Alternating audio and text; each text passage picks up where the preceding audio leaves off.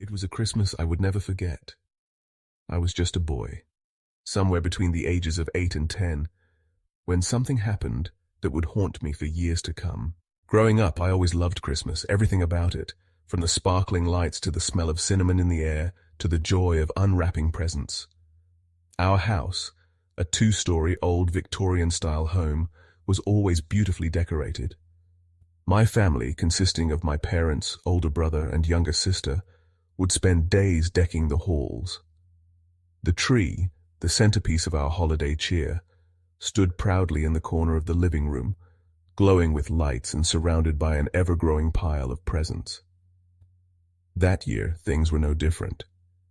We had spent Christmas Eve at my grandparents' house and were planning to visit my uncle's the next day. It was an ordinary Christmas, or so I thought. That night, after we all went to bed, I found myself lying awake in the dark. The excitement of Christmas morning made it almost impossible for me to sleep. I tossed and turned, staring at the ceiling, listening to the creaks of the old house. The silence was both comforting and eerie at the same time. But then, at some point in the night, I heard something. A faint noise, like the sound of something shifting downstairs. My bedroom was the closest to the stairs that led down to the living room, so I immediately froze, straining to hear. It was still dark, but the lights of the Christmas tree flickered faintly in the distance, casting strange, elongated shadows across the floor. I glanced at the clock. It was 2 a.m.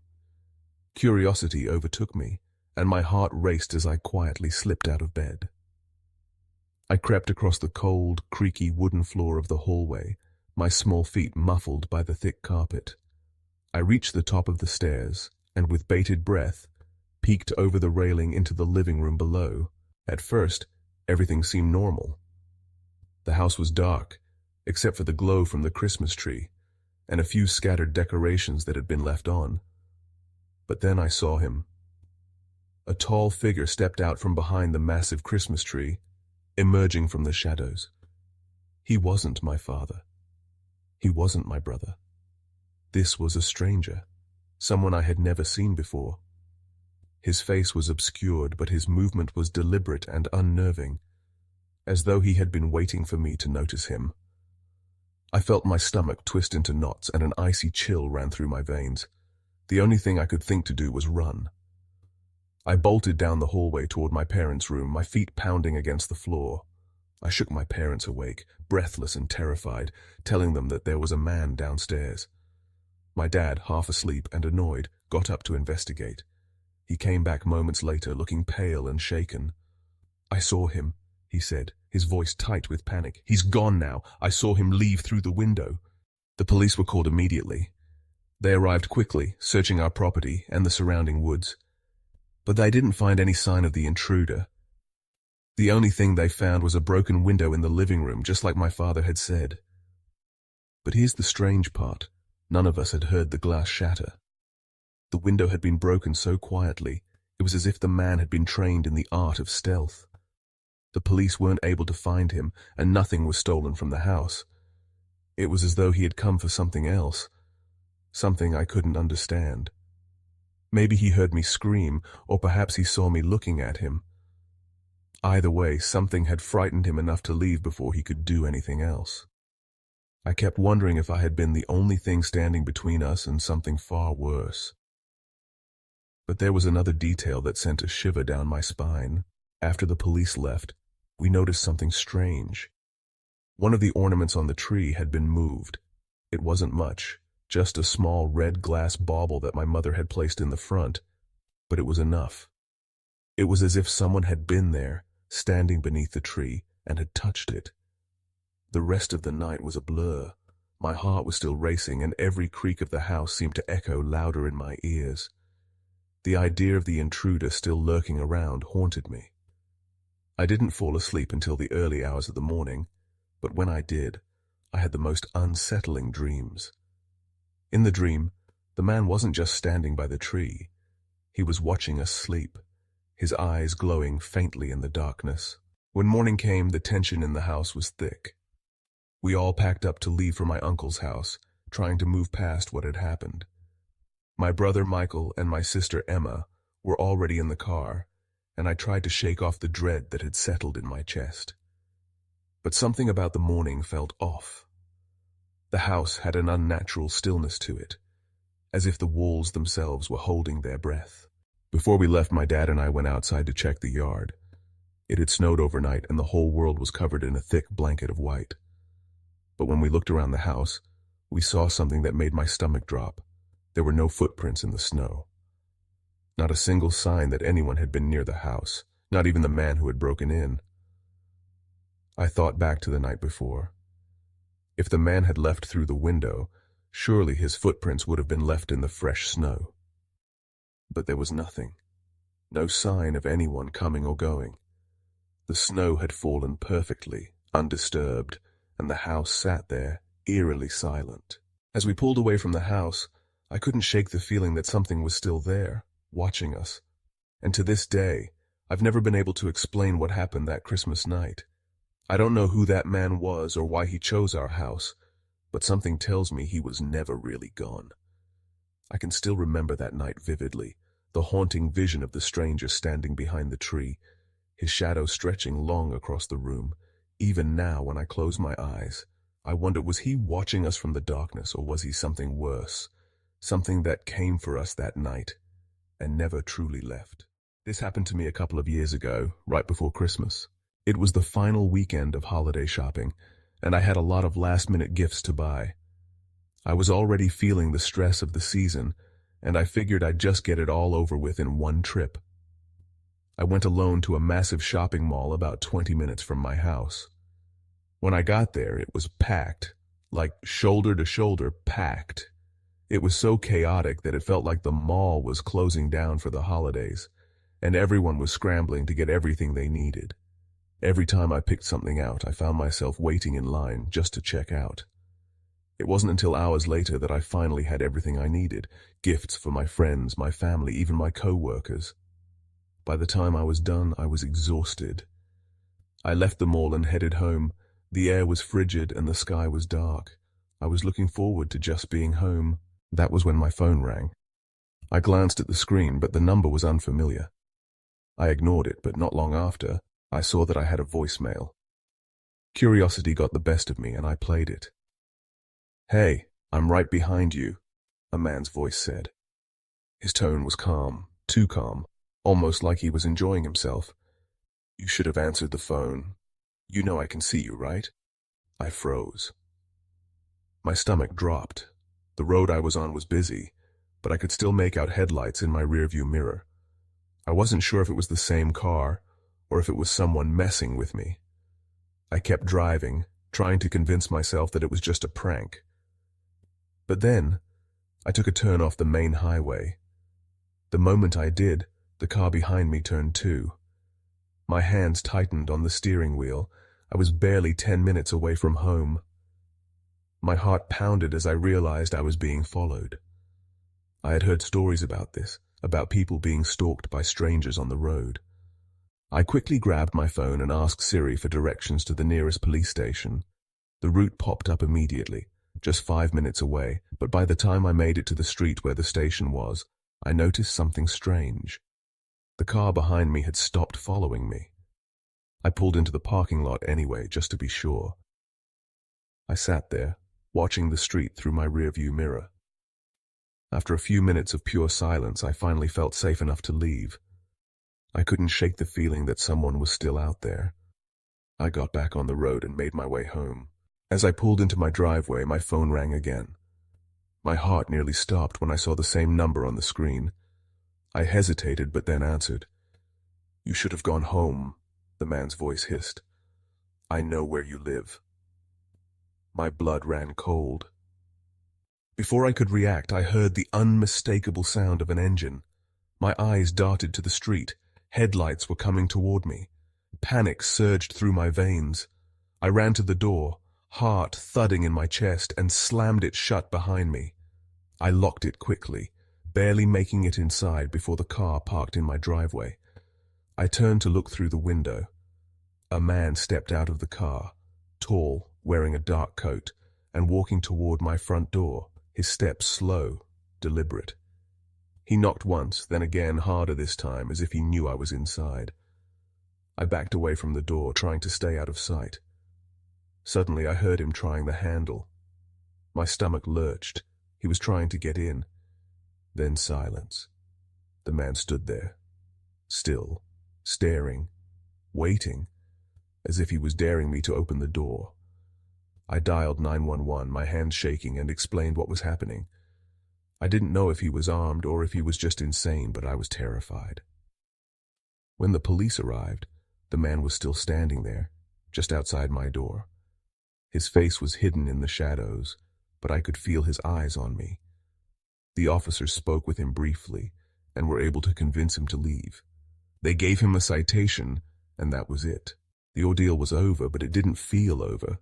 Not really. How had he known my number? How had he known where I lived? The worst part, I have a nagging feeling that he wasn't just some random creep. There was something about the way he spoke, the way he seemed to know exactly where I was and when I'd be there. The whole situation felt planned, and it felt wrong. Since that night, I haven't heard from him again, but I'll never forget that voice. It haunts me, even now. What if he's still out there? A few years ago, my wife and I hosted Christmas at our house. We had about 15 to 20 family members coming over, and we live in a somewhat large house with an even larger backyard. The house was decorated for the occasion, the Christmas lights twinkling in the evening, and everything was set for the big day. It started off as a typical Christmas gathering. Family began trickling in around 11 a.m. There was the usual chatter, the laughter, the clinking of glasses. I was busy catching up with everyone, running around from room to room, but then, around 11:30, something strange happened. One of my cousins, Marcus, arrived. He's always been a bit of a skeptic, not one to get rattled by much, but when he walked in, his face was pale, his eyes wide. I could tell something was wrong. "Hey," he said, pulling me aside, "I think I saw someone in your backyard." I stared at him, confused. "What do you mean, someone?" "Well," he hesitated, "I pulled up to your house, and I saw a guy standing near the tree line by the woods out back. At first I thought it was you, but it wasn't. When I started walking toward the backyard, he just disappeared into the trees." A chill ran through me. Nobody was supposed to be outside. I asked him to describe the guy. Marcus said he was tall, thin, and wearing a dark, tattered coat that looked too heavy for the weather. The description didn't match anyone I knew. We both stood there for a second, trying to make sense of it, before I suggested we go check it out. We walked out to the backyard, following Marcus's steps. Sure enough, in the fresh snow, we found a set of footprints leading from the edge of the woods to our back door. But there was no one in sight. The footprints were too fresh. I glanced at Marcus, and he was looking just as unsettled as I felt. "Hello?" I called out, my voice echoing into the woods. No response. Silence. There was no sign of anyone, just the eerie stillness that hung heavy in the air. We turned and went back inside, but I couldn't shake the feeling that someone was watching us. I pushed it out of my mind, trying to focus on the holiday, but a nagging sense of unease lingered. The hours passed, and we continued with the Christmas festivities. But as I walked past one of the windows that faced the backyard, my heart skipped a beat. There, at the edge of the tree line, was a man. He was standing motionless, watching the house. I didn't think, I just yelled, "Marcus, come here!" My voice was sharp, trembling with the sudden fear that had gripped me. Marcus came running. He stopped at my side, just as the man in the woods turned and quickly darted back into the trees. My cousin had only caught a glimpse of him, but he confirmed, yes, it was the same man from earlier. We both stood there for a moment, frozen, watching the woods, expecting him to reappear. But he never did. That night, we kept glancing out the window. Nothing. No sign of him. I thought maybe he had gone for good, though the feeling that we weren't alone never really left me.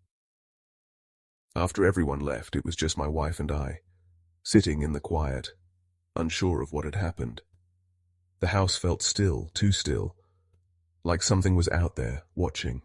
The next morning, I went out to the backyard, hoping everything would be normal. But as I stepped onto the fresh snow, my stomach twisted. There were more footprints, new ones, but these weren't mine. The prints led from the woods right to our back door, and then, to my horror, they led back to the woods. Whoever this was, they had been at our door during the night. Had they tried to break in? The thought made my skin crawl. I felt sick, wondering how close this person had gotten. What did they want? I stood there in the cold, staring at the tracks, imagining the man standing just on the other side of the door, watching us while we slept. For the next several days, I stayed paranoid, checking the windows, locking the doors, but I never saw the man again. There were no more strange footprints, no more signs of anything out of the ordinary. Still, I couldn't shake the image of that man in the woods. His eyes, hidden behind the shadow of his coat, seemed to follow me, even now. I don't know who he was or what he wanted, but every time I close my eyes, I can still see him, lurking just beyond the trees, waiting. This story happened last December, just a few weeks before Christmas. I live in a quiet neighborhood with my wife, Laura, and our 2 young kids. One evening, Laura met up with her best friend, Ellie, and their kids, who are around the same age as ours. They were planning a little hangout at Ellie's house. Laura mentioned it to me while I was at work and asked if I could set up the Christmas lights when I got home. I agreed, hoping to surprise the kids with the lights when they got back. It had snowed a little already, but the night wasn't too cold, so it seemed like the perfect time to hang the lights. We had a lot of lawn decorations, but the hardest part was always hanging the lights on the roof. For that, I had to pull out the ladder and climb up onto the roof to string them all the way around the house. By the time I got home, it was dark. I grabbed everything I needed from the garage and set up the decorations in the front yard first. Then I grabbed the ladder and climbed up to the roof. The lights ran all the way around our house, from the front to the back. When I reached the back side of the house while still on the roof, I heard a noise. At first, I couldn't figure out what it was. It didn't sound like an animal, it was something human. I looked down into the backyard. That's when I saw him. A man, standing by the back of our house. He was tall, hunched slightly, his coat hanging too loosely for the weather. His eyes seemed hollow, dark, like he was wearing a mask, but I couldn't tell for sure. He wasn't a neighbor, and I didn't recognize him at all. I called down, "Hey, who are you? What are you doing in my yard?" He didn't answer. Instead, he started walking toward the ladder. I froze. There was no way I could climb down before he reached it, 20 feet down, and he was coming fast. I tried yelling again, but he didn't seem to care. He reached the ladder, grabbed it, and knocked it down with one forceful motion. I was stranded on the roof. Panic surged through me, but I tried to stay calm. He was already moving toward the back door. My heart raced. I had left it unlocked earlier. I quickly pulled out my phone and dialed 911. My hands were shaking, but I managed to explain what was happening. The operator told me to stay on the line and wait for help. I yelled down to the man, hoping he'd hear me. "I've called the cops, you better leave." There was no response, no sound from the man. I couldn't even hear footsteps as he moved around the back of the house. Was he inside already? 2 minutes later, everything happened so fast I could barely process it. The man ran out of the house, bursting through the back door like a wild animal. He tore across the yard, running at full speed toward the fence that separated our yard from our neighbor's. Without hesitation, he vaulted over it, disappearing into the dark night. I couldn't believe it. He didn't have anything in his hands, no bags or stolen items. Maybe he'd grabbed something small, but I didn't see him take anything. Not long after, the police arrived. They helped me down from the roof and searched my house. They checked the whole property and even combed the surrounding area. I had only caught a brief glimpse of the man, so I couldn't give a very detailed description. But what baffled me most was what they found, or more accurately, what they didn't find. Nothing was disturbed. There were no signs of a break-in. Nothing was stolen. It didn't make sense. Why had he entered my house? What was he after? The police said they'd keep looking around the area, but I couldn't help but feel unsettled. The guy was gone, but the terror of what had just happened still hung in the air. Once the police left, I finished setting up the lights, but I couldn't shake the feeling that something wasn't right. It felt like the whole neighborhood was holding its breath. My wife and kids came home later, and everything seemed normal again, but I couldn't help but glance over at the back door every now and then. It felt like someone was still watching. The man never came back. I don't know who he was or what he wanted, but I still feel uneasy when I look out toward the backyard at night. The next year, I put up the decorations again, but this time I was a little more careful. I didn't take any chances. That night still lingers in the back of my mind, like a shadow that never fully fades away. This happened on Christmas Eve last year. I was 22, fresh out of college, and still living with my parents. Every Christmas Eve, my family gathers at my Uncle Vince's house for a celebration. But last year I had to work. I had a part-time job at a department store in a nearby city, which I usually worked at during the summer or when I was back home from school. The pay was decent, but I had to miss the family gathering at my uncle's house. That night, we closed early at about 8 p.m. instead of the usual 10. The drive to my uncle's place was nearly an hour away, so I knew it would be too late by the time I arrived. I decided to skip the gathering and head home to be by myself. I got back to my parents' house around 8:30. I texted my parents to let them know I was home, and they said they'd probably stay at my uncle's until almost midnight. I made myself some food and then went into the living room to relax. The house felt empty, just the way I liked it. It was quiet. I threw on a movie and tried to distract myself from the loneliness. Everything was fine until about 11 p.m. That's when it happened. Loud bangs on the front door. My heart stopped. I froze, sitting up, my body tensing as I listened. The knocking was harsh and violent, as though whoever was at the door was pounding with all their strength.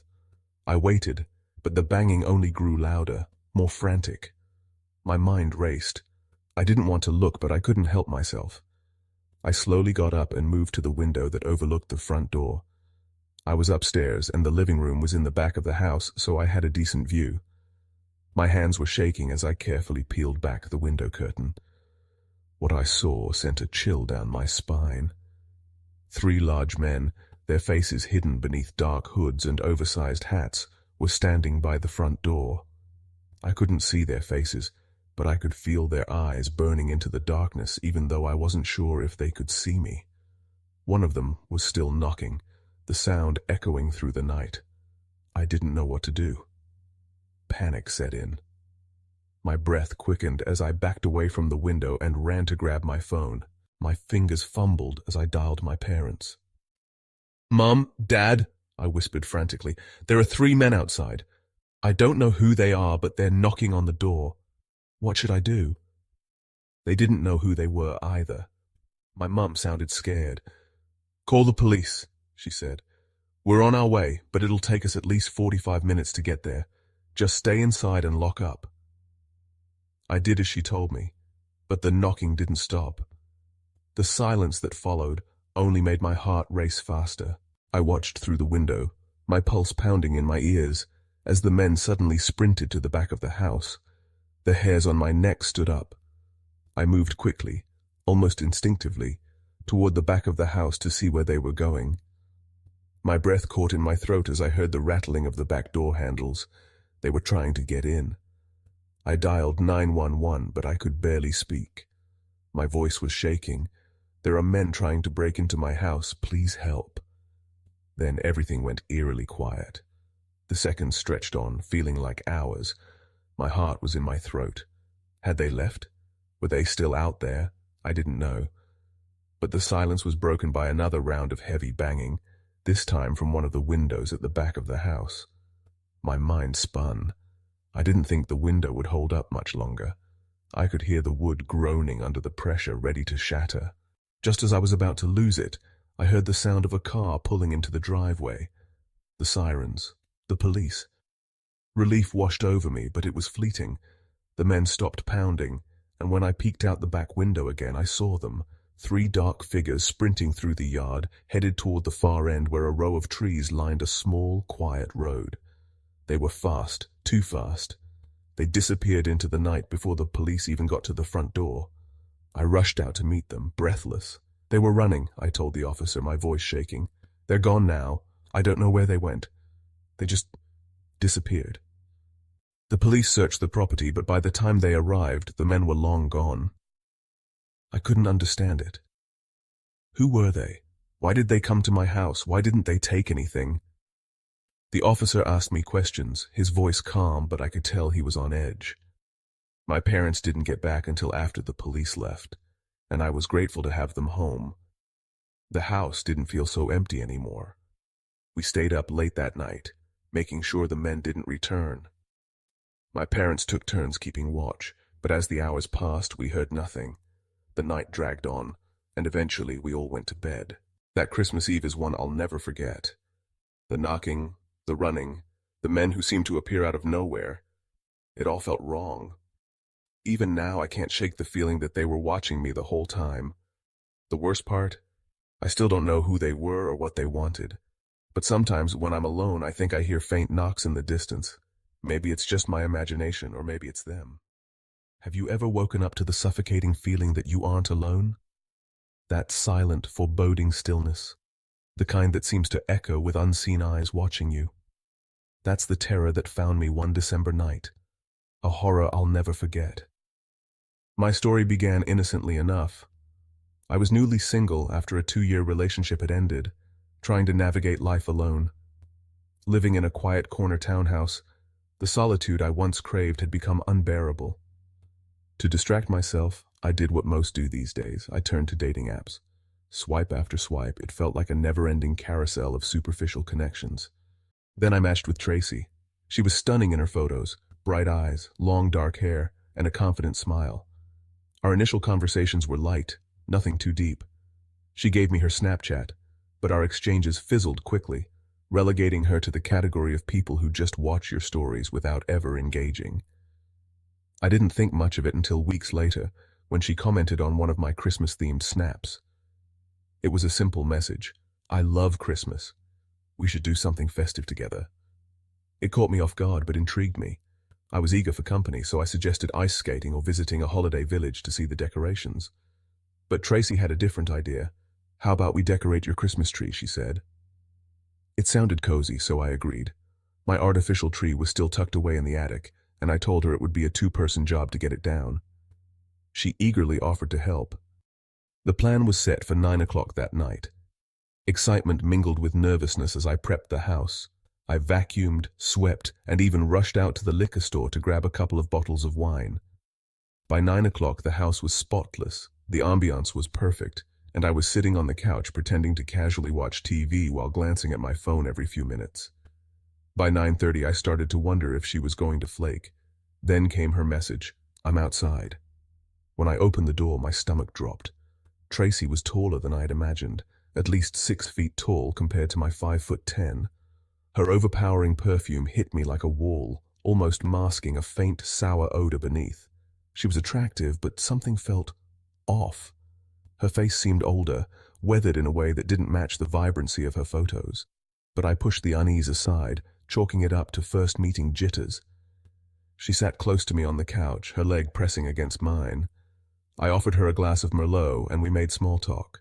But as the minutes ticked by, the conversation felt strained. Her social cues seemed just a little off, her laugh too loud at times, her gaze lingering just a second too long.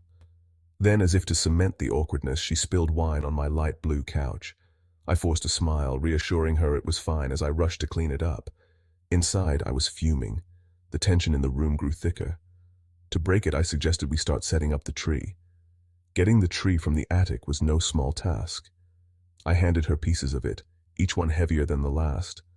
When I passed her the largest section, she grabbed it effortlessly, her strength surprising me. Once the tree was downstairs, we began assembling it in the living room. I poured her another glass of wine, hoping to ease the lingering tension. But something was gnawing at me. Her presence felt overwhelming, almost intrusive. I couldn't shake the unease creeping up my spine. To distract myself, I focused on decorating. The ornaments were stored in the crawl space, so I excused myself to fetch them. That's when things took a darker turn. As I lugged the first bin of ornaments upstairs, I noticed Tracy wasn't in the living room. I called her name, my voice echoing through the house. No answer. The bathroom was empty. Both bedrooms were empty. She was gone. Puzzled, I checked my phone. She hadn't opened my last snap message. Confusion morphed into a gnawing sense of rejection. Had she just left? Without a word. Frustrated, I crashed onto the couch. The night's events swirled in my head as exhaustion weighed me down. My eyelids grew heavy, and soon the world around me faded into black. I woke to suffocating darkness. The TV was off. The house was eerily silent, the kind of silence that amplifies every creak and groan. Something felt wrong. My limbs were sluggish, my head foggy, as if I'd been drugged. Then I saw it. The faint glow of my phone's screen illuminated the outline of a figure standing in front of me. Tall, unmoving, my breath caught in my throat. Fear rooted me to the couch, my body refusing to respond. "Tracy?" I managed to croak, my voice barely above a whisper. No response. The figure remained still. Summoning what little strength I had, I picked up my phone and turned on the flashlight. The beam revealed Tracy, standing just a few feet away. Her face was blank, her eyes unblinking, staring down at me. Panic surged through me, but my body wouldn't cooperate. All I could do was mumble her name again. She didn't respond. Instead, she turned and bolted down the stairs, her footsteps thunderous. A moment later, I heard the front door slam. Gradually, my strength returned. My head cleared, and I stumbled through the house, my heart racing. Tracy was gone. I checked my phone. Her Snapchat account had vanished. She'd blocked me. I did a frantic inventory of my belongings. At first, nothing seemed missing. Then I noticed the pills. Every bottle of medication, from vitamins to Adderall to the oxycodone I'd been prescribed after surgery, was gone. Even a bottle of vodka from my mini-fridge had disappeared. Realization hit me like a freight train. She hadn't come here for a date. She'd come to rob me. I called the police, providing them with what little information I had. They knocked on my neighbor's door, questioning if they'd seen or heard anything unusual. They hadn't. Tracy, if that was even her real name, had disappeared into the night. Looking back, the signs were there. The overpowering perfume masking an unwashed body. Her peculiar behavior. Her insistence on coming to my house instead of meeting somewhere public. I'm certain she wasn't the person she claimed to be. My theory? She was older, likely homeless, and battling a drug addiction. She'd laced my wine, rendering me defenseless, and then scoured my house for anything of value. The most haunting part of that night wasn't the theft. It was waking up to see her silhouette, standing silently over me in the dark. A grotesque blend of fear and helplessness that I wouldn't wish on anyone. That Christmas, my tree remained undecorated. The joy of the season was overshadowed by the chilling memory of Tracy, a stranger who turned my quiet solitude into a living nightmare. It was Christmas Eve, 1997, and the snow fell in soft, whispering flakes, painting the streets in a blanket of white. But for us, it was just another night. You see, we're Jewish. Christmas wasn't a holiday we celebrated, just a quiet evening like any other. The lights outside twinkled in a festive glow, but inside our home there was no tree, no stockings hung by the fireplace. It was just my little sister and me sitting in front of the TV, trying to distract ourselves from the darkness creeping in. My dad, a doctor, was at the hospital, working on call. He always did during the Christmas holidays. It's just what he did. Technically, our mom was home, but that night she wasn't present in any real sense. She was passed out on the couch like she often was by evening's end. Back then, I didn't understand why. I didn't know what it meant to be an alcoholic. All I knew was that whenever the sun set, my mom faded into a deep sleep and we were left alone to fend for ourselves. My sister and I were downstairs watching some boring TV show when we heard it. Knock, knock, knock. At first, I didn't think much of it. Maybe a neighbor had come to drop off a plate of cookies or something, but then it came again, louder this time. Knock, knock, knock. I was the oldest, so it fell on me to answer the door. Our front door had glass panes built into it, which made it easy to see who was on the other side. As I approached, I saw a man standing there, dressed in a red Santa suit holding a bag. My heart skipped a beat. Why would a man dressed as Santa be at our house? We didn't celebrate Christmas. We didn't even have a tree. The man saw me through the glass and smiled, his teeth flashing bright white in the dim light. "Hey kid," he said, his voice cheerful. "It's me, Santa. Come on, open the door. I've got your presents." I remember standing there for a moment, unsure of how to react. Santa? On Christmas Eve? Coming to a Jewish home? I wasn't a naive child. I knew better. "Santa isn't real," I said, my voice flat, unmoved by his charade. "And if he was, he doesn't give Jews presents." The man's smile faltered for just a moment before it returned, forced and stiff. "Of course I'm real. I used to only visit Christian homes, but this year I felt bad that Jewish kids never get presents. So I changed the rules. This year I'm making an exception for you." I stared at him, my eyes narrowing. It didn't make any sense. He sounded like a madman, a desperate man clinging to an idea that was completely out of place. "No," I said firmly. "Jews get presents. We just get them during Hanukkah. Not Christmas." His smile dropped completely. In an instant, the jolly festive aura faded, replaced by something far darker. His voice grew cold, demanding, "Open the door now, let me in." I could feel my pulse quicken, the hairs on the back of my neck standing up. Something was wrong. This wasn't Santa. This wasn't even close. "Dial 911, I whispered urgently to my sister. She was only 4, but I hoped she understood. As I stepped back from the door, I heard her fumbling with the phone in the other room. The man saw this and his face twisted with frustration. "You really think the cops are coming?" he sneered. "You better let me in or else you're going to be in big trouble." That's when I knew we were in danger. The phone call to 911 didn't go as planned. I heard the operator on the other end, but she couldn't understand us, not really. She probably thought we were just excited kids hoping for some last-minute holiday magic. "This line is for emergencies only," she said coldly before hanging up. I looked at my sister, panic rising in my chest. My mom was unconscious, completely unreachable. Dad was at the hospital and there was no way to contact him. We were on our own. Then it came again, the knock. Knock, knock, knock. I felt my stomach churn. This time I didn't hesitate. I ran to the kitchen and grabbed a handful of candles. Our menorah was on the table nearby, and I quickly lit every single one. Then, in a desperate attempt to get some help, I blew out the candles and tossed them into the smoke detector. It was the only thing I could think of. If the smoke alarm went off, it would automatically call 911. I hoped it would be enough. In my 7-year-old mind, this was our only chance. The smoke detector went off with a shrill, terrifying wail. I ran to my sister and told her to stay inside. The man, still at the door, was shouting something, but I didn't care. Help was on the way.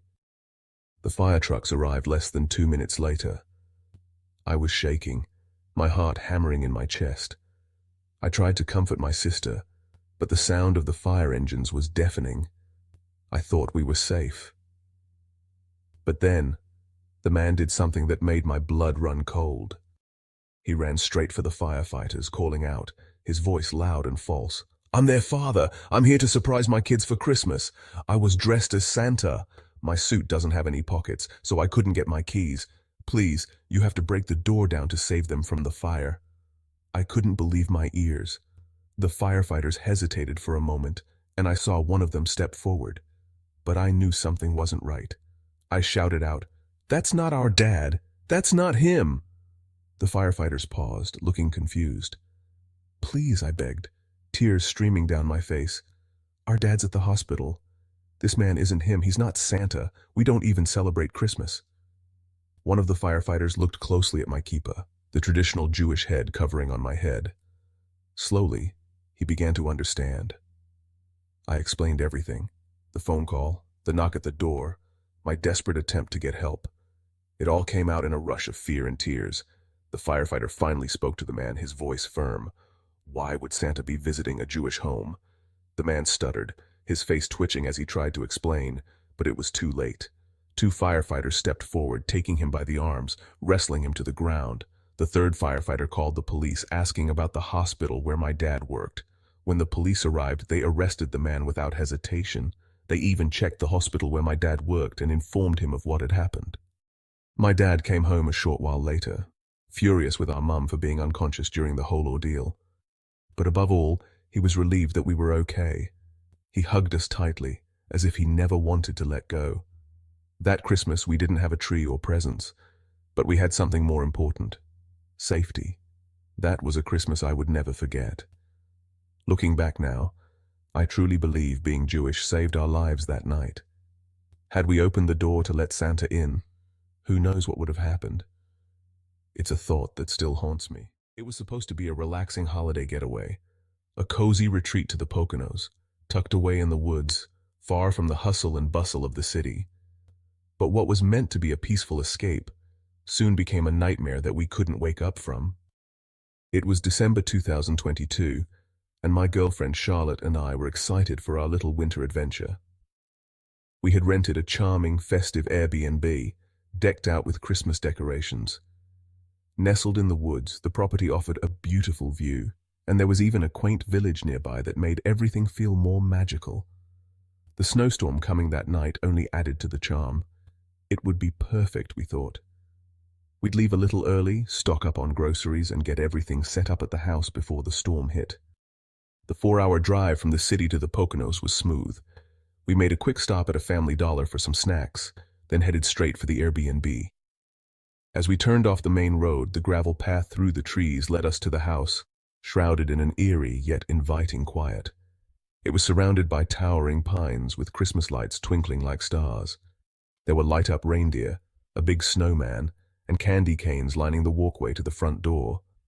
The house itself was picture-perfect, just like in the photos.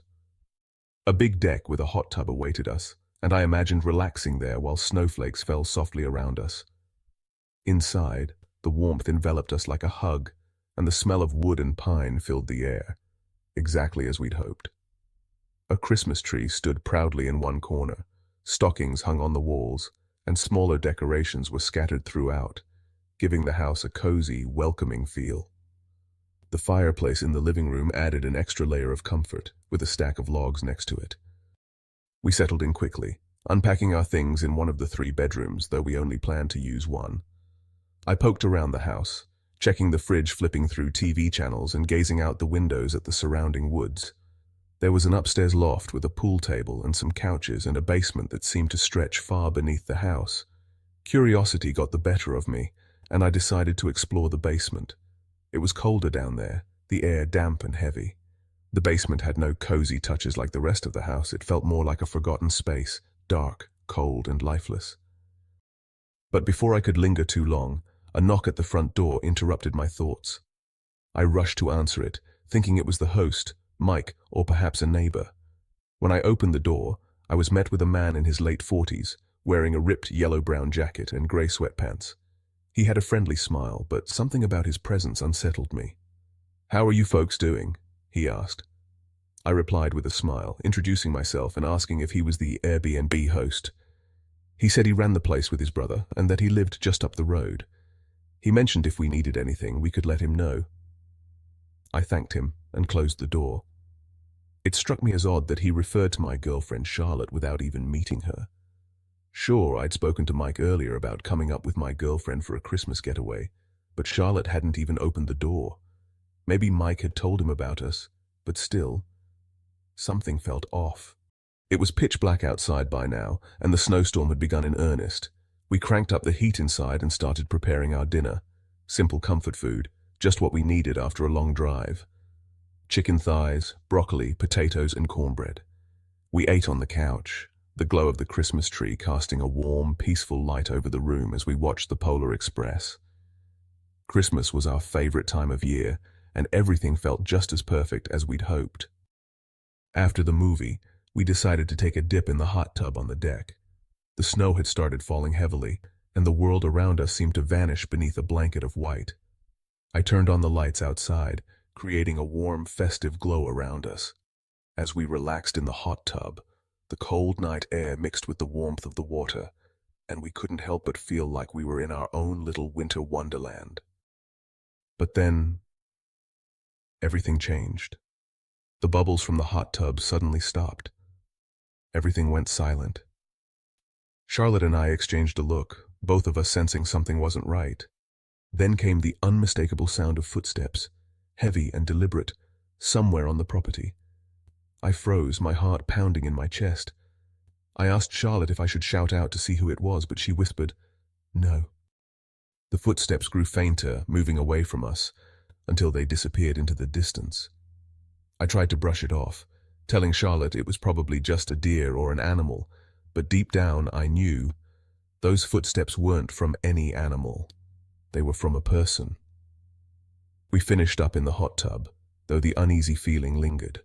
After a quick shower, we climbed into bed, trying to shake off the strange encounter. But then, in the middle of the night, it happened again. Bang, bang, bang, loud, aggressive knocks on the front door. My body went cold with fear. Charlotte, shaken, gripped my arm, whispering for me to stay in bed and not make a sound. I wanted to check who it was, but something in my gut told me not to. The knocks came again, 3 sets of furious bangs before finally stopping. We sat in the silence, wide awake, hearts racing.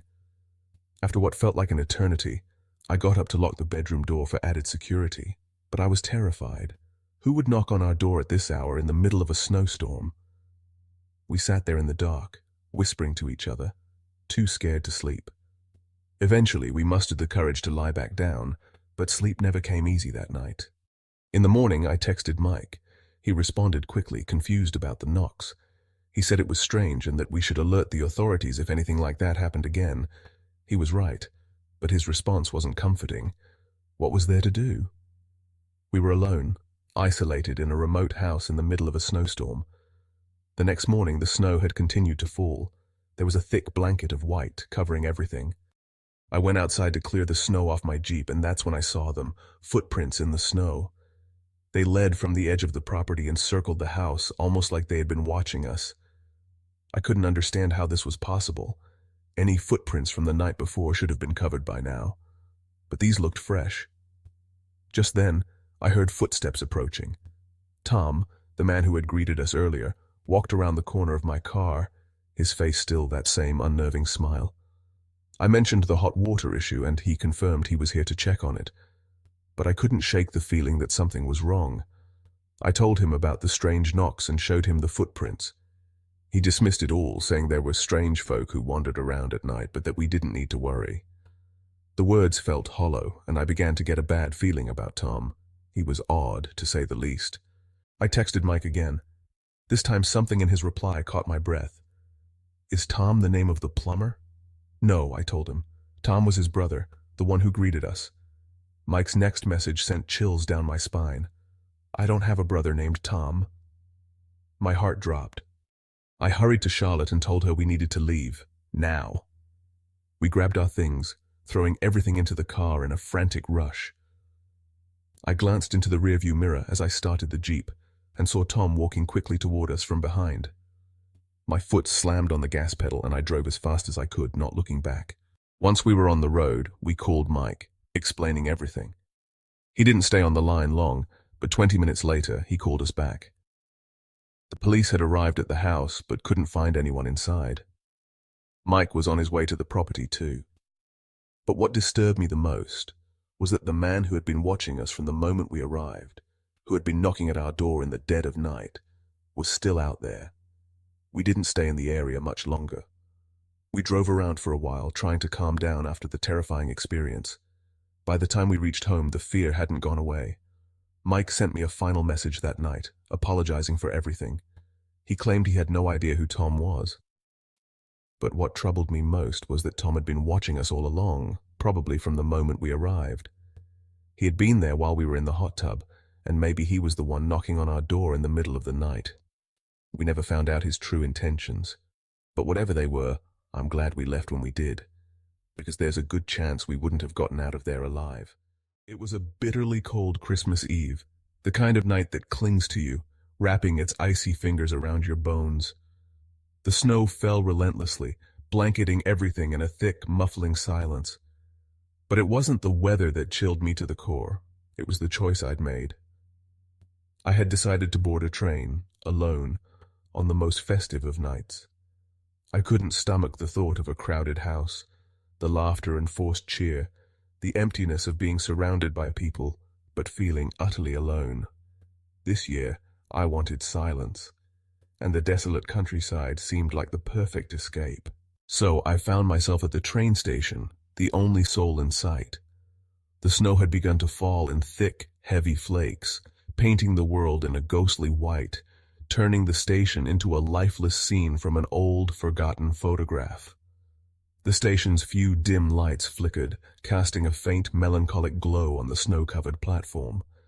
It felt wrong, like the entire scene was frozen in time, caught in a moment that didn't belong to this world. And then I saw it. At first I thought I was seeing things. There, parked all alone on the tracks, was a train. But it wasn't just any train, it was ancient. An old vintage carriage, straight out of the past. The kind you'd expect to see in a black and white photo, a relic of another era. Its dark wooden sides and ornate brass handles gleamed under the dim lights.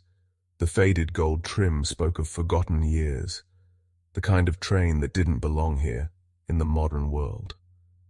My heart skipped a beat, and standing at the entrance, almost waiting for me, was the conductor. He was tall, thin, his features sharp and hollow, his eyes distant and weary. His uniform was a deep black, the fabric oddly out of place, almost like a shadow against the soft glow of the station lights. When he noticed me, he didn't smile. He simply nodded, a cold, practiced motion like he'd seen it all before. I hesitated for a moment, but something about the train drew me in. Maybe it was the stillness of the night, the thought of escaping into the quiet, or perhaps something more unsettling that I couldn't quite put into words. But I boarded, the soft creak of the train's wooden floors almost louder than my footsteps. The train car was empty. Not a soul in sight except for a few scattered bags. I took a seat by the window, staring out at the thickening snowstorm outside. It was a comforting view, almost hypnotic. The rhythmic motion of the train soothed me as it slowly pulled away from the station, leaving the empty platform behind. The only sounds were the steady hum of the engine and the soft swaying of the train. But as the miles passed, I began to feel wrong. The silence was unnerving. It wasn't just the lack of conversation, it was the absence of life. There were no lights in the distance, no signs of civilization, no cars on the roads, no houses in sight. Just an endless expanse of white, a barren world that felt suspended, like we were moving through a place untouched by time. A ghost town. I was about to pull out a book, desperate for something to occupy my mind, when I heard it. At first it was just a faint sound, like a tapping, a light rhythmic tapping against the window. I froze. I listened intently, trying to dismiss it as the train itself shifting or the wind against the glass. But then it came again, tapping, soft, deliberate, like fingers drumming on the glass.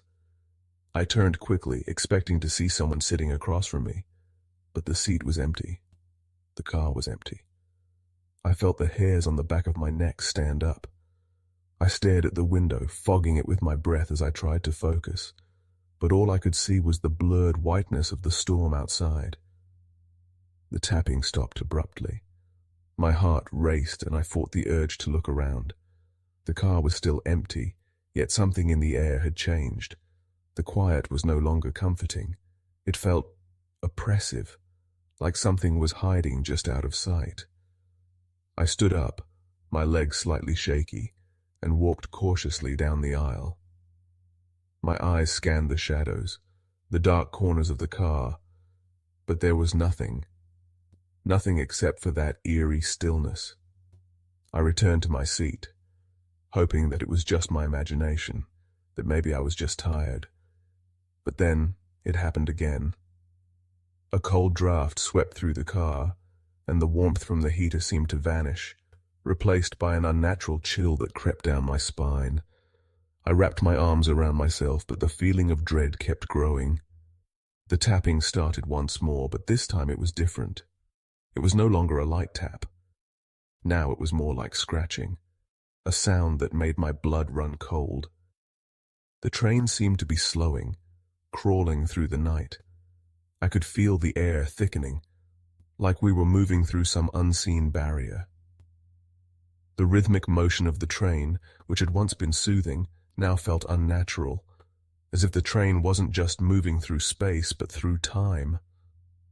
I looked down the aisle, my eyes locking onto the conductor. He had appeared again, but there was something strange about him. He didn't acknowledge me. He didn't even look at me. He simply walked past, carrying something in his hands. Something I couldn't quite make out. He walked past me without a sound. It was like he wasn't even there. And then I saw it. Near the far end of the car, there was a door. An old-fashioned compartment door, cracked open just slightly. I hadn't noticed it before. At first I thought it was just the sound of the train itself. But as I listened more closely, I realized the noise coming from behind that door was something else entirely. It was the shuffle of footsteps, soft, deliberate steps, like someone moving around inside. I couldn't take it anymore. My curiosity got the better of me. I had to know what was happening. I stood up quickly and walked toward the door. The temperature dropped even further, and the car seemed to grow colder as I approached. As I reached for the handle, the noise stopped. The door was locked. I tugged at it, panic rising in my chest, but it wouldn't budge. The cold metal felt alive beneath my fingers. It was then that I realized I was no longer alone.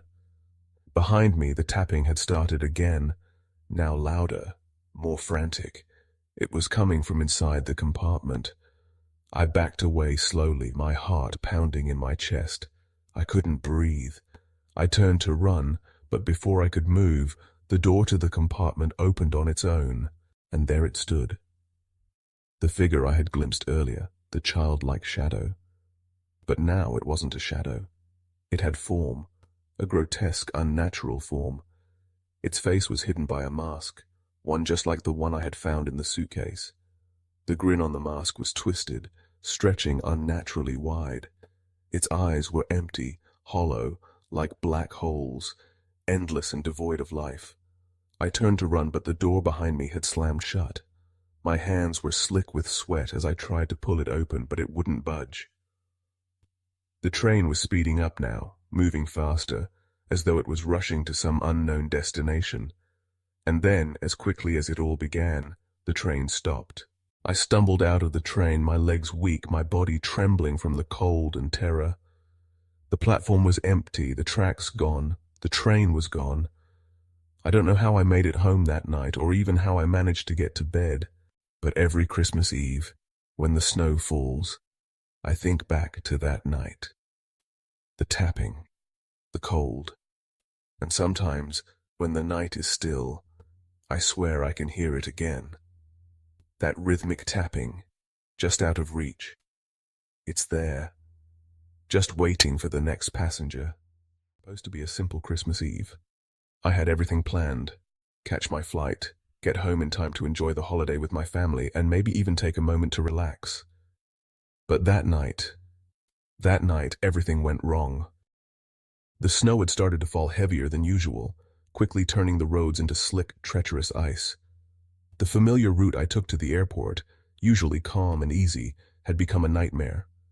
Every turn felt uncertain, every mile stretched longer. I had no choice but to keep going.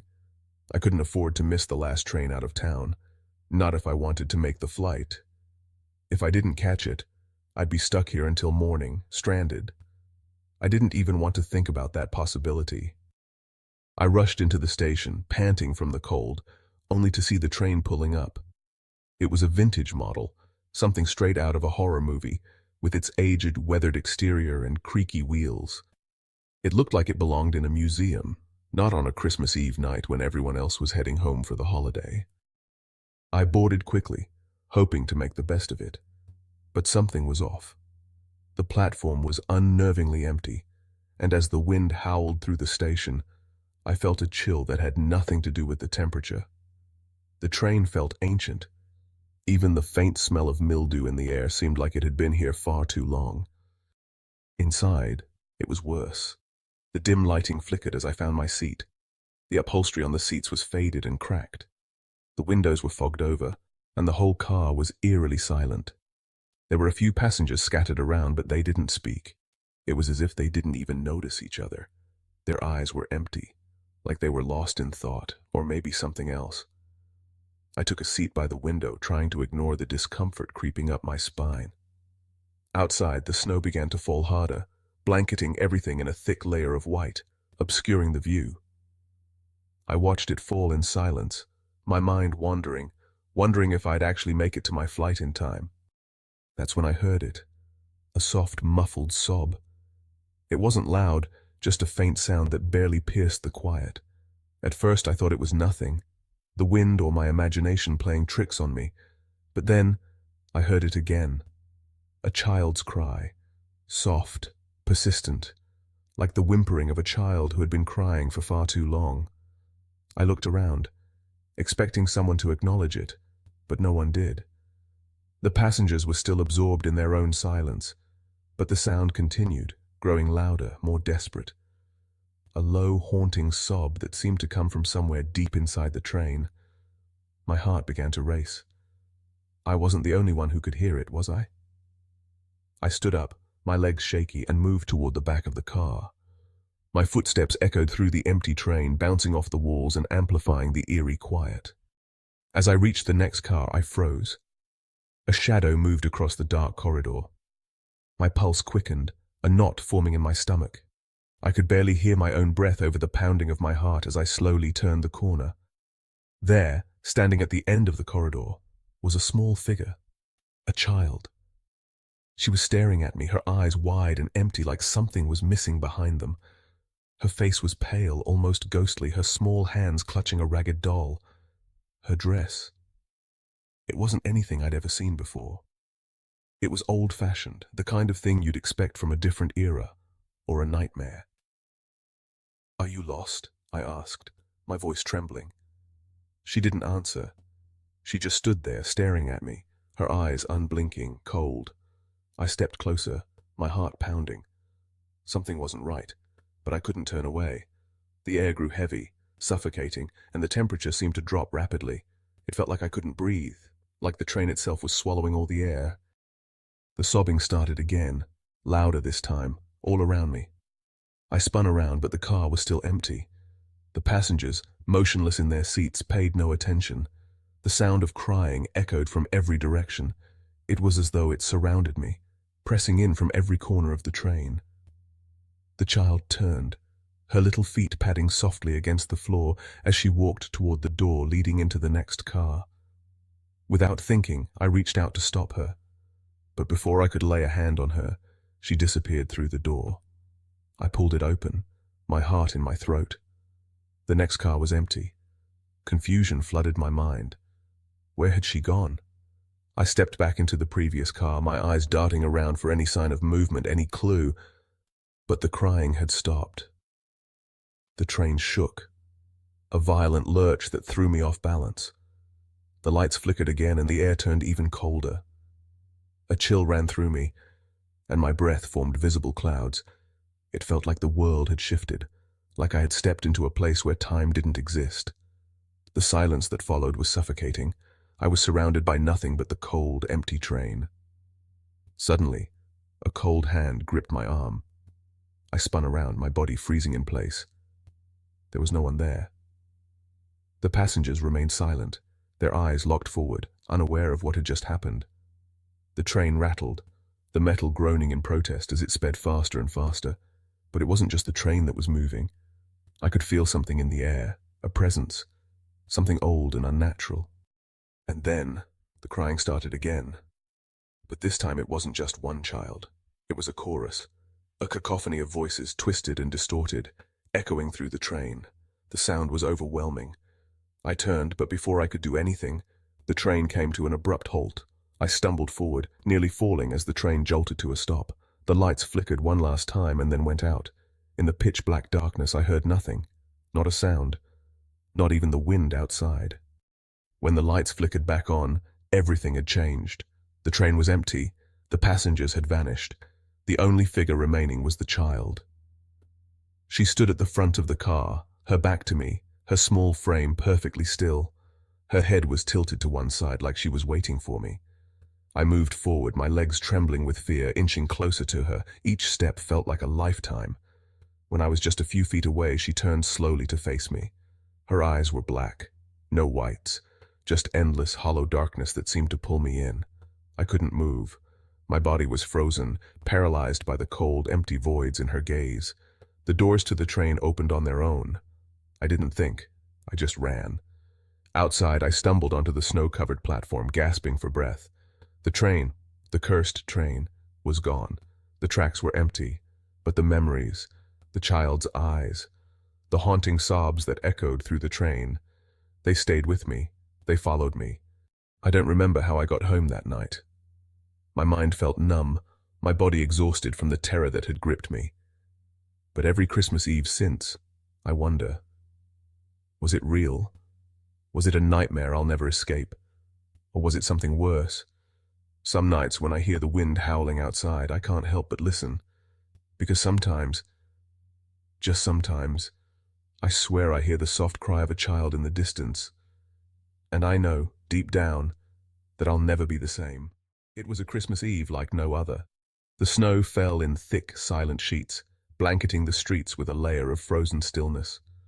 The world around me felt suspended in time, as if the very air had frozen over, sealing off everything outside. I had just finished a long shift at the office and was eager to escape the chaos, to return to the warmth of my family, to enjoy the festive cheer that only Christmas could bring. But something felt wrong. A strange, unsettling energy clung to the air, like the calm before an inevitable storm. As I made my way to the station, the eerie silence became palpable.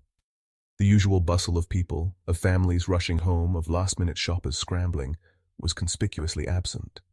The platform, usually crowded, was almost deserted. It was as though the world had vanished, leaving me alone in a void of snow and darkness. I checked my watch. 11:30 p.m.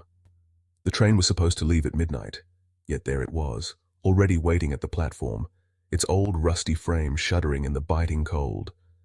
The train was unlike any I had ever seen before. It looked vintage, a relic from a bygone era, its metal skin battered by time.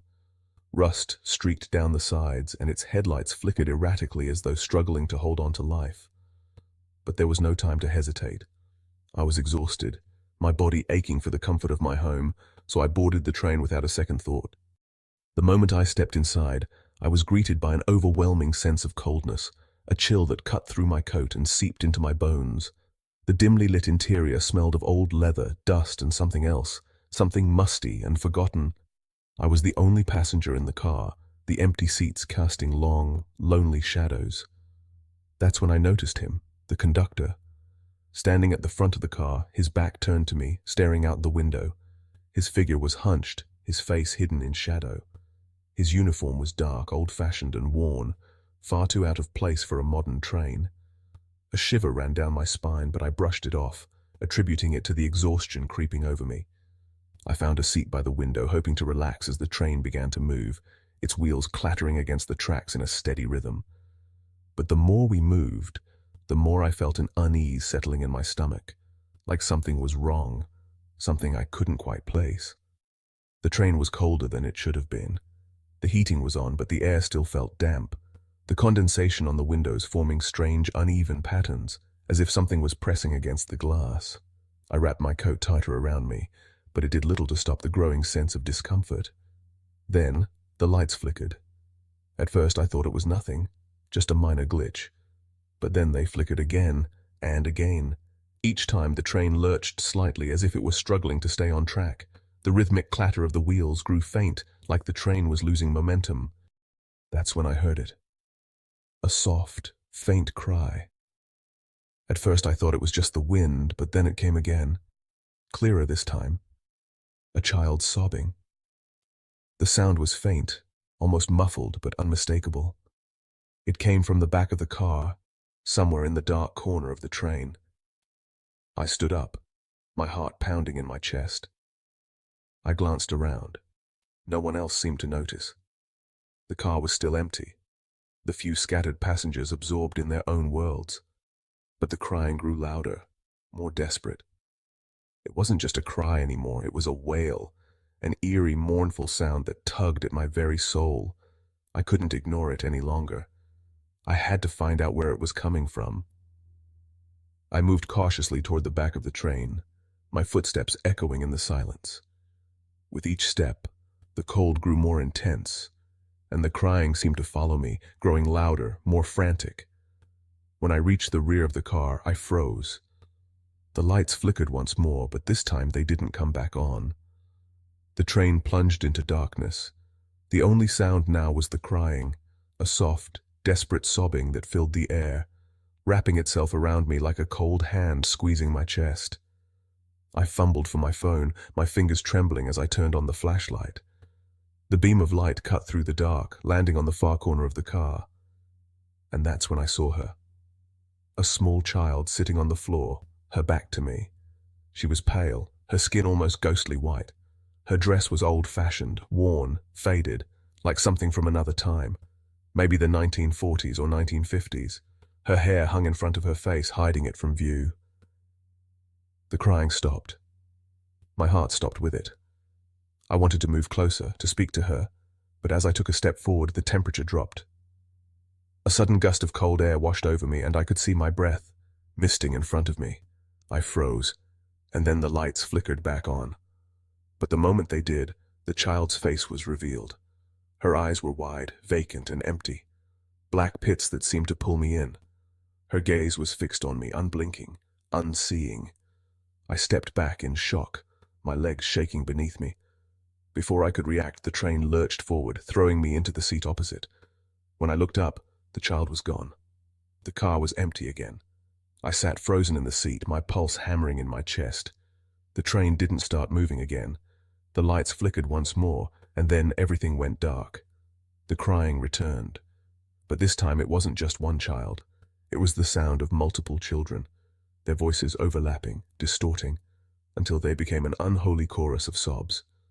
The sound was coming from every corner of the car, surrounding me, suffocating me. I couldn't breathe. I couldn't think.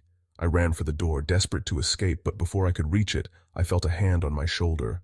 I spun around, heart racing, but no one was there. Then I saw him, the conductor. He stood at the far end of the car, his face pale, his eyes hollow, sunken, his mouth twisted into an unnerving grin. "Not yet," he whispered, his voice low and chilling. The lights went out again. The train lurched forward with an agonizing screech of metal on metal. Time seemed to stretch, each second an eternity. My heartbeat pounded in my ears. And then, suddenly, the lights flickered back on. The train was moving again, but the station was nowhere in sight, only darkness and snow. I looked around. The other passengers were back, sitting calmly in their seats, completely unaware of the horrors that had just unfolded.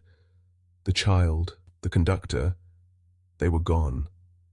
Everything was back to normal. But I knew something wasn't right. The air was colder than it should have been, and the silence was deafening. It felt like I had crossed some unseen boundary. When I finally reached my stop, I hurried off the train, my heart still pounding in my chest. The platform was empty. No one else had gotten off. I looked back, just in time to see the train pull away. But it wasn't heading toward the next station. It vanished into the blinding snowstorm.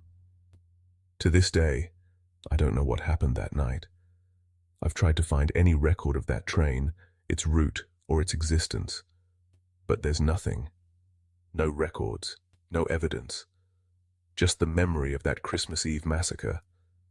And every year as Christmas Eve approaches, I wonder, will the train come back? It was Christmas night I'll never forget. 4 years ago, my family and I were driving home after a festive evening at a fancy restaurant. The streets were cloaked in darkness, the kind that seems to absorb all light, leaving the world eerily quiet. My parents and younger siblings were exhausted, their eyes drooping with the weight of too much food and holiday cheer.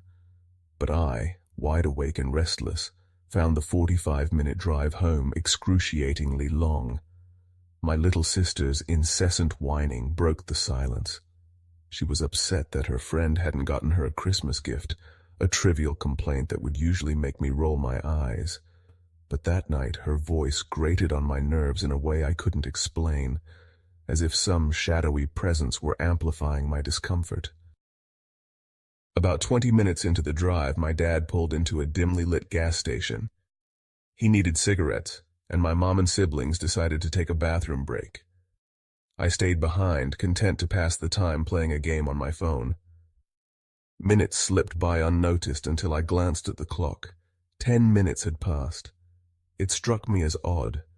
How long could buying cigarettes and using the restroom possibly take? The longer I waited, the more the car's silence grew oppressive, the kind that wraps around you and squeezes, making your breath hitch. The darkness outside pressed against the windows, thick and unyielding. Then I felt it, a tingling, crawling sensation along the back of my neck, the unmistakable feeling of being watched. I turned my gaze to the gas pumps, and there he was. A man stood under the pale, flickering light, staring directly at our car. His face was blank, utterly void of emotion. The shadows seemed to cling to him, blurring his features, but there was something disturbingly unnatural about the way he stood. Rigid, stiff, like a mannequin brought to life. When he noticed me looking, he took a deliberate step closer. My heart raced as cold dread crept over me. My fingers tightened around my phone, and I froze, unsure of what to do. Just then, the car doors burst open as my family returned. My dad muttered an apology about getting into an argument with the cashier, but his words barely registered. My eyes were glued to the man outside. His expression had shifted. The blank stare was now a glare of pure malice. As we drove off, I felt a wave of relief wash over me. The gas station, and the man, faded into the distance. But even as the road stretched ahead, I couldn't shake the feeling of his eyes still on me. Back home, the storm began. Rain lashed against the windows and thunder rumbled like an ominous warning. Usually, I found storms comforting, but that night the pounding rain felt suffocating. I tried to distract myself with YouTube videos, but unease twisted in my gut. Then a sudden loud thud shattered the fragile quiet of my room. I jolted upright, my pulse racing. For a fleeting second, I thought a bird might have crashed into the window. But when I pulled back the blinds, my heart stopped. He was there. The man from the gas station stood in our driveway, drenched and motionless, staring up at my bedroom window. His eyes locked onto mine, and an unnatural smile crept across his face. It wasn't a smile of kindness or joy. It was twisted, sinister, and brimming with malice. I stumbled back, a scream clawing its way out of my throat. My dad burst into the room, his face a mix of panic and confusion. Through trembling breaths, I told him everything. The man at the gas station, the driveway, the smile. Dad's expression darkened. He grabbed a baseball bat and told me to call the police. My hands shook as I fumbled with my phone, but I couldn't stop glancing at the window, expecting to see that face again. The police arrived quickly, their flashing lights painting the walls with streaks of red and blue. Minutes dragged by before they finally knocked on our door. They'd found him, hiding in our shed. Relief coursed through me, but it was fleeting. The thought of him lurking so close to our home, waiting in the shadows, sent chills down my spine. As the officers led him away, he turned back one last time. That same bone-chilling smile twisted his face as he stared at our house. The next morning, my dad and I inspected the property. At the back door, we found the handle, scratched and twisted. He'd tried to get inside. Even now, the memory of that night haunts me. The image of his blank face and twisted smile lingers in my mind, a shadow I can never fully escape. It was Christmas Eve, my freshman year of high school, a time meant for joy, laughter, and the warmth of family gatherings. But that night has become a haunting memory that lingers in the shadows of my mind. Our family had been split up for some years, and as part of our holiday arrangement, we alternated between spending Christmas Day and Christmas Eve together. This year, after the celebration at my grandparents' house, I decided to head home early. Everyone else was still at my aunt and uncle's place, indulging in holiday cheer. The idea of having the house to myself was rare, and honestly thrilling. My cousin offered to stay with me for a while, but I declined. I craved some solitude, a quiet space to watch the DVDs I had received as gifts, and revel in the rare silence that came with being alone. As I stepped out of the car, the bitter cold nipped at my face.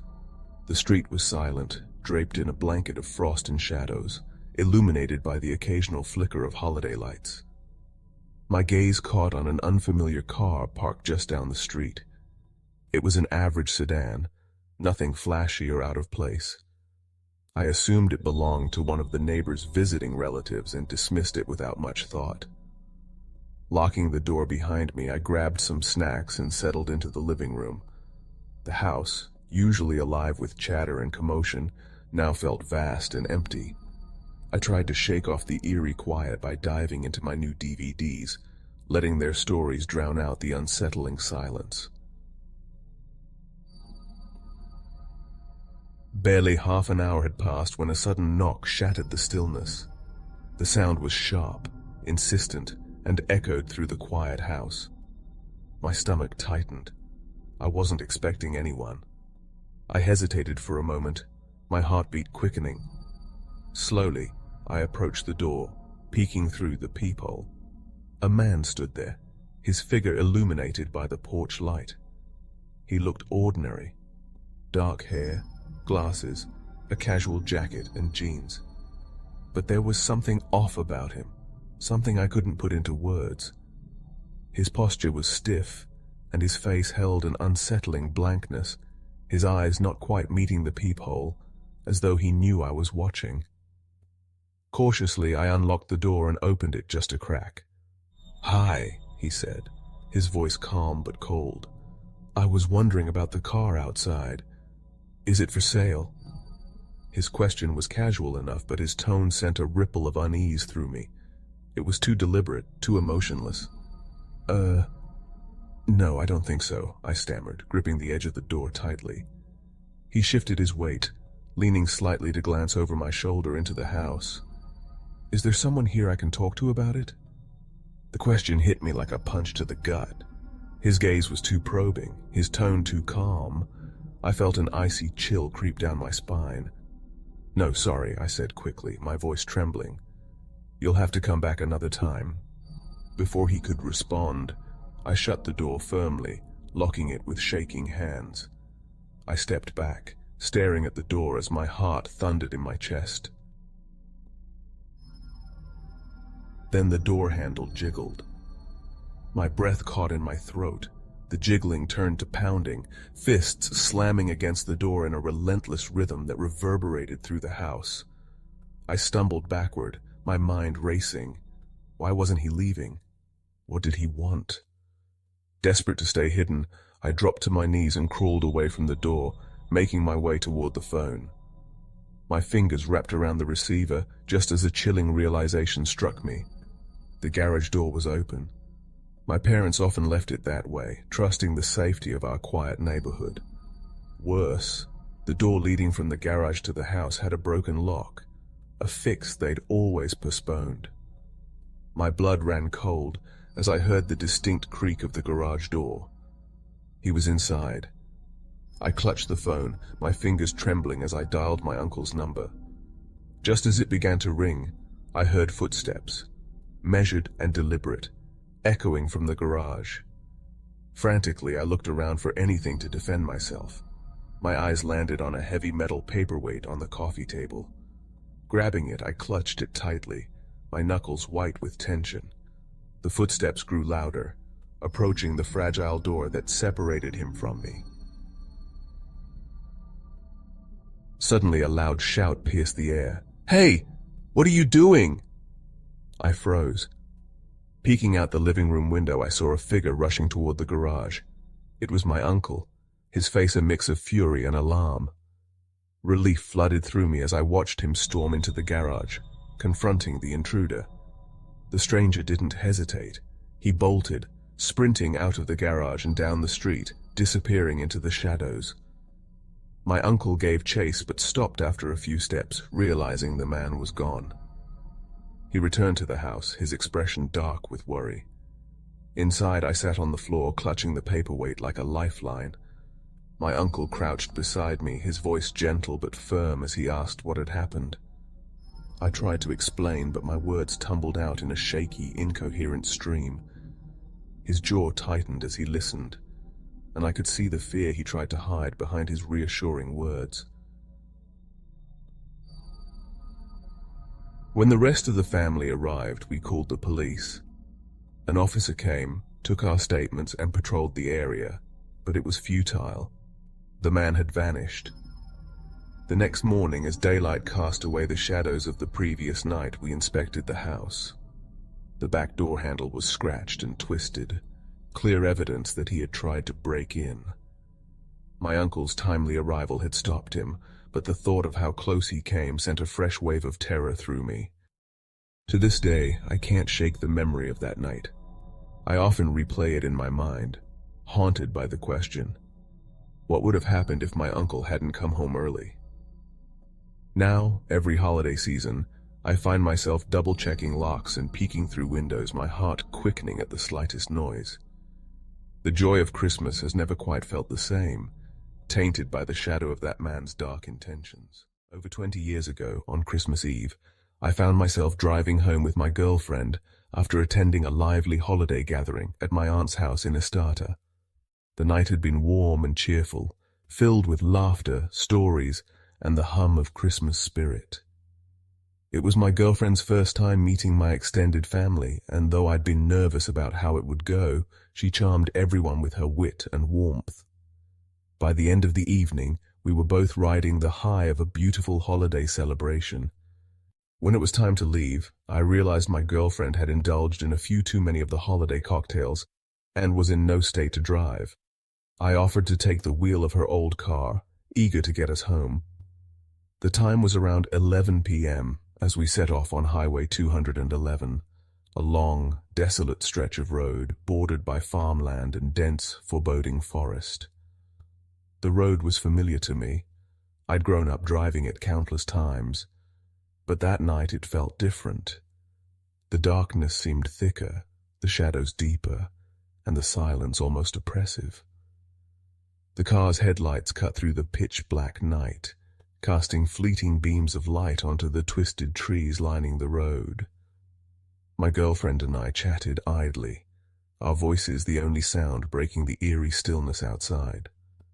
Highway 211 has a peculiar section, a steep descent leading to a narrow bridge over Deep Creek, flanked by thick forests on both sides. There are no streetlights here, only the faint illumination from passing vehicles. As we approached this area, I slowed down instinctively. Something about the dark tunnel of trees always gave me a sense of unease. We reached the bridge, and just as the car started its climb on the other side, a sudden movement ahead caught my eye. Something darted across the road, quick, almost too fast to register. I slammed on the brakes, the tires screeching against the asphalt as we lurched forward in our seats. My heart raced as I strained to see what it was. "What was that?" my girlfriend gasped, clutching the dashboard. "I don't know," I replied, my voice shaky. "Did you see it?" She nodded, her wide eyes fixed on the dark stretch of road ahead. It looked like an animal. Maybe a coyote. Coyotes were common in the area, but this felt different. It had moved too quickly, almost unnaturally so. Unease began to creep into my chest, but I forced a smile, brushing it off. "Probably just a coyote," I said, more to convince myself than her. Still, a strange curiosity gnawed at me. Against my girlfriend's quiet protests, I turned the car around and drove back to the spot, and that's when I saw him. There, just beyond the reach of the headlights, stood a man. He was completely naked, his pale, dirt-smeared skin blending eerily with the shadows. In his right hand, he clutched a hatchet, the blade glinting faintly in the light. He stood motionless, his head tilted slightly as if studying us. Then he smiled. It wasn't a normal smile. It was slow, deliberate, and deeply unsettling, as if he knew something we didn't. He raised his free hand in a lazy wave, a grotesque mockery of a friendly greeting. Panic surged through me. Without thinking, I jumped into the driver's seat, slammed the door, and locked it in one swift motion. My girlfriend and I stared at each other, her face mirroring the terror I felt. Then he moved. With a single fluid motion, he turned and disappeared into the forest, vanishing as suddenly as he had appeared. I floored the gas pedal, the tires skidding briefly before finding traction. We sped away, my eyes darting to the rearview mirror every few seconds, half expecting to see him chasing us. My girlfriend clutched my arm, her voice trembling as she tried to explain what had happened. While I had been facing the forest, she had noticed movement in her peripheral vision. The man had emerged from a different part of the woods, creeping toward me with the hatchet raised. His eyes were locked on my back, and she was certain he was about to strike. That's when she leaned on the horn, hoping to scare him off. Her quick thinking had likely saved my life. When we finally reached home, we immediately called the police. An officer arrived to take our statements, but without a detailed description or concrete evidence, there wasn't much they could do. He did, however, leave us with a chilling thought. You were lucky. People like that don't just hang around for no reason. The following days were a blur of restless nights and uneasy silences. I couldn't stop replaying the events in my mind. The man's eerie smile, the glint of the hatchet, the sheer malice in his gaze. Years have passed since that night, but the memory remains as vivid as ever. I've moved back to the area recently, and every time I drive down Highway 211, I feel a familiar chill settle over me. My eyes scan the roadside, half expecting to see a pale figure emerge from the shadows. Because if it happened once, who's to say it couldn't happen again?